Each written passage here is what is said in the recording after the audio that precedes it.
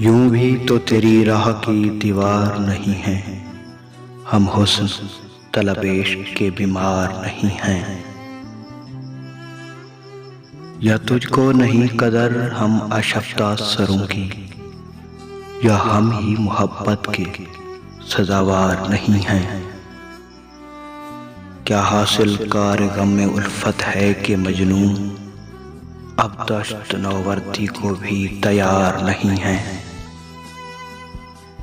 अक्सर मेरे शेरों की सना करते रहे हैं वो लोग जो गालिब के तरफदार नहीं हैं। अब तुझको सलाम ऐ गम में जाना कि जहां में क्या हमसे दीवानों के खरीदार नहीं हैं। फिर तुझसे जुदा होके कहीं खुद से बिछड़ जाएं, हम लोग कुछ ऐसे भी दिल आज़ार नहीं हैं।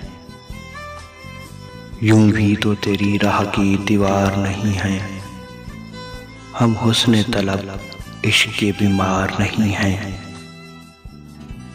तो दोस्तों, अगर हमारी वीडियो आपको पसंद आई है तो हमारे चैनल को लाइक करें, सब्सक्राइब करें और बेल आइकन को प्रेस करें ताकि हमारी नेक्स्ट वीडियो आप तक पहले पहुंच सके। वस्सलाम।